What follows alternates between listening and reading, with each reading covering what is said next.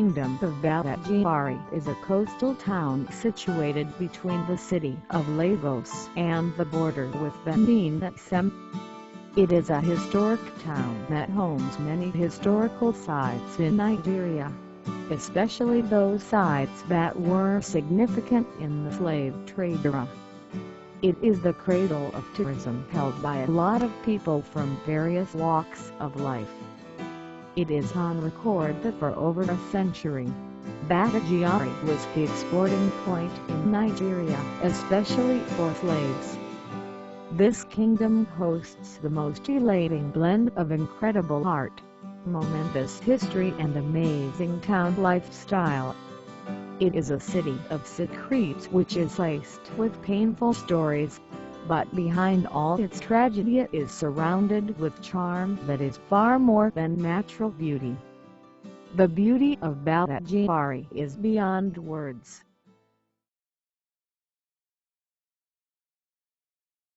As in most of the world, slavery, or involuntary human servitude, was practiced across Africa from prehistoric times to the modern era. When people today think of slavery, many envision the form in which it existed in the United States before the American Civil War 1861 to 1865, one racially identifiable group owning and exploiting another. However, in other parts of the world, slavery has taken many different forms. In Africa, many societies recognized slaves merely as property, but others saw them as dependents who eventually might be integrated into the families of slave owners. Still other societies allowed slaves to attain positions of military or administrative power.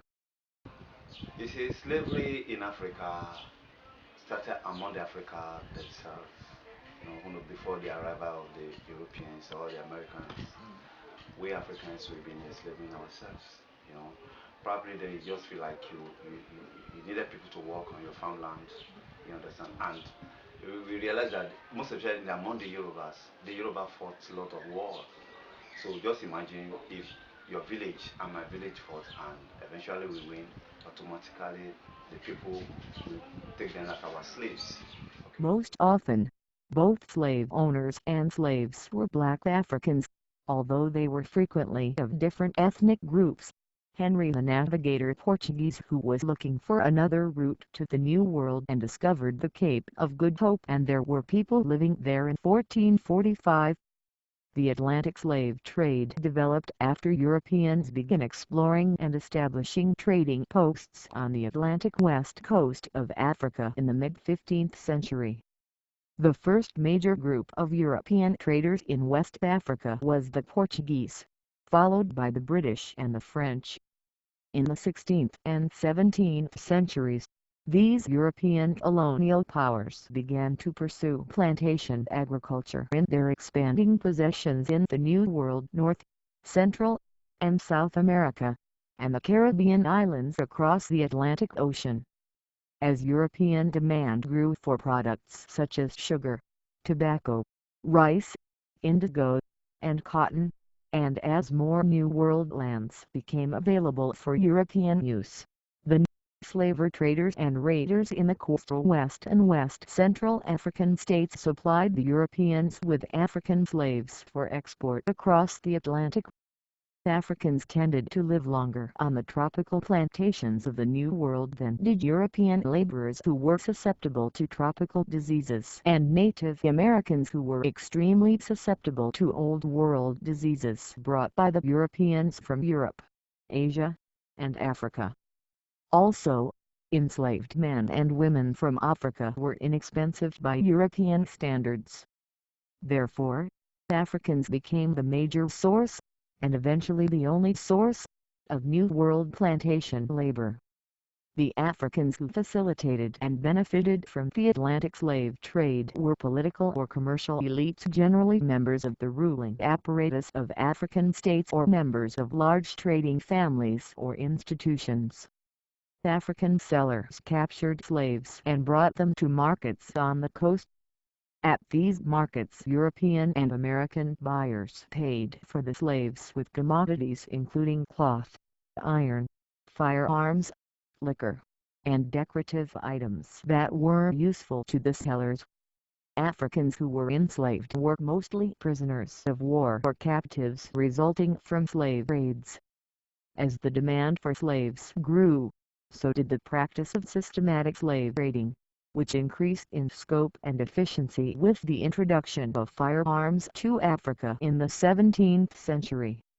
By the 18th century, most African slaves were acquired through slave raids, which penetrated farther and farther inland.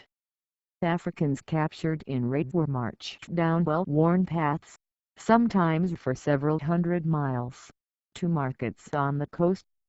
From the mid-15th to the late 19th century, European and American slave traders purchased approximately 12 million slaves from West and West Central Africa. A small percentage of these slaves, particularly in the early years of the trade, were sent to Europe, especially to Spain and Portugal.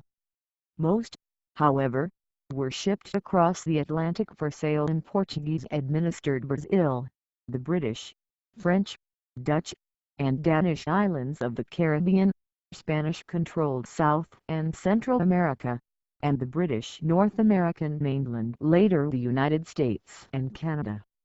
The Atlantic crossing, known as the Middle Passage, was nightmarish for slaves, who were poorly fed, subject to abuses at the hands of the crew, and confined to cramped storage holds in which diseases spread easily. Historians estimate that between 1.5 and 2 million slaves died during the journey to the New World. The Atlantic slave trade differed from previous practices of slavery and slave trading in Africa in its huge scope and its importance to the economies of world powers. While traditional African slavery was practiced largely to help African communities produce food and goods or for prestige, slave labor on European plantations in the New World was crucial to the economies of the colonies and therefore to the economies of the colonial powers. This global economic demand for African slaves altered African practices of slavery. In much of Africa, slavery became a more central, structural element of African life, as the rulers and wealthy elites sought to accumulate more and more slaves, for sale as well as for their own use. In addition to the systematic and institutional practice of slave raiding, other practices were introduced in African states to bring in even more slaves, including enslavement as punishment for crimes and religious wrongdoing. As a result, by the 19th century vast numbers of black Africans in West and Central Africa faced the threat of being enslaved.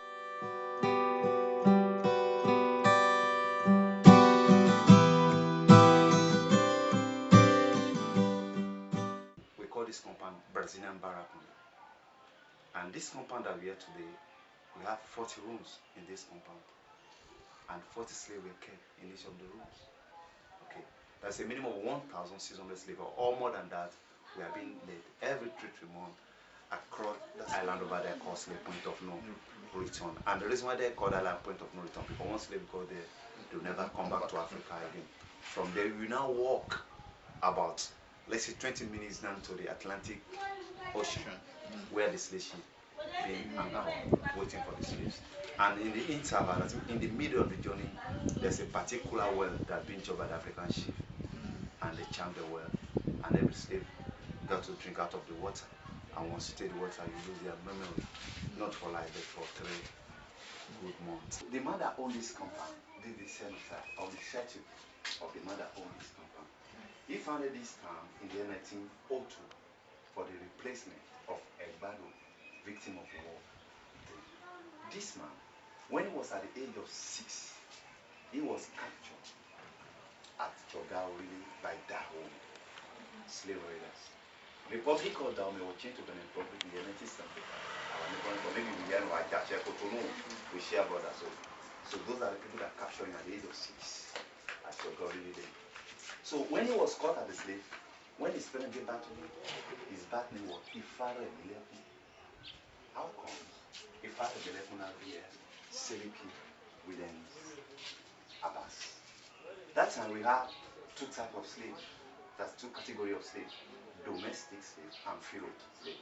Domestic slave work in their master's house, while the field work on the farm or on the plantation. So the first one that owns him as slave named Abbas. Abbas was an Islamic scholar, a slave trader, okay, and a black man like me and like. Abbas made the young boy a domestic slave because we were told that this man, there's something peculiar they say about him.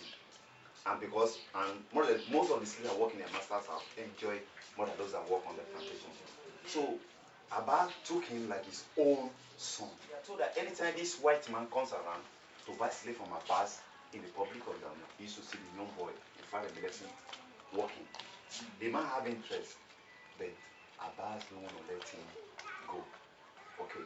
But anytime William comes around and keep on disturbing Abbas, one day Abbas let him go. Abbas sold him to William. William bought him and took him down to Brazil. William to made him domestic slave and gave him education, which was illegal, because slaves were meant to work, not to go to school. Because they believe slaves know how to read and write. One day they rise up and fight for his right. When this man came here, it was William that built this compound in the 1840s. That's precisely 1847. So that they will be doing the trade business together. That's the agreement before they gave him the freedom.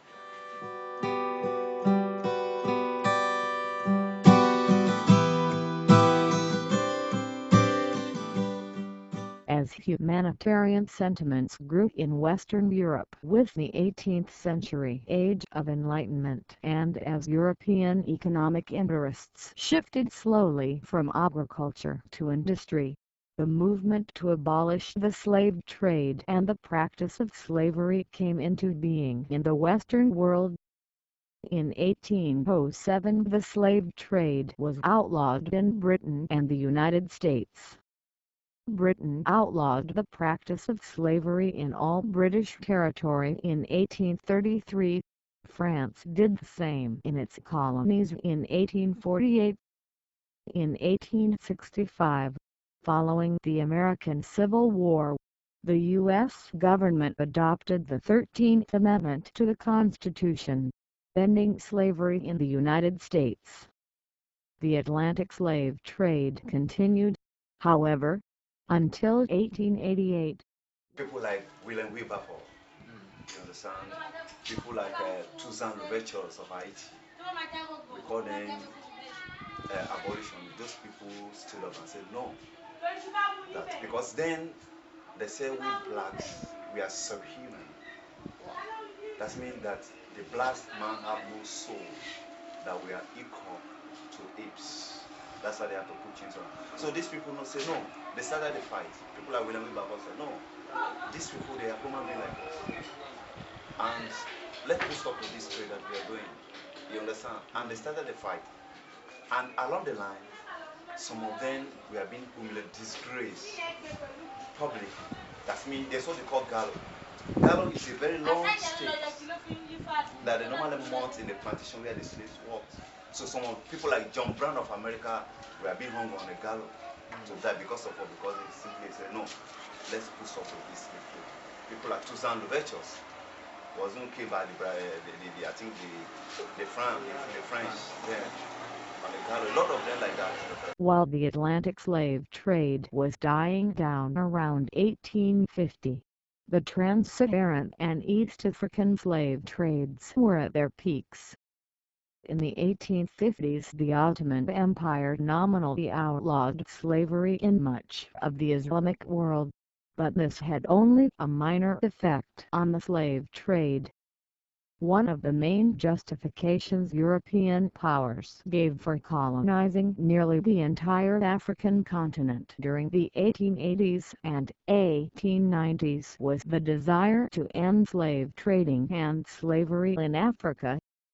By the dawn of the 20th century, European forces had defeated most African slave trading states, and the Trans-Saharan and East African slave trades came to an end. Complete legal abolition of slavery in Africa did not take place until the first quarter of the 20th century. By that time, however, slavery was deeply ingrained in most African societies, and thus the practice continued illegally. Slaves who became liberated often did so by escaping and going to the colonial authorities or by simply leaving the areas in which they had been held to take up residence elsewhere. In some places, enslaved persons held that status throughout their lives, despite the legal prohibition. It was not until the 1930s that slavery in Africa was almost totally eliminated. The ending of the slave trade and slavery in Africa had wide-ranging effects on the African continent. Meanwhile, colonial governments in Africa that outwardly disapproved of slavery still needed inexpensive laborers for agriculture, industry, and other work projects. As a result, African leaders and former slave owners, as well as colonial officials, often developed methods of coercing Africans to work without pay or for minimal compensation. Moreover, the outlawing of slavery did not erase the pain and stigma of having been a slave. Many descendants of slaves were affected by this stigma for generations.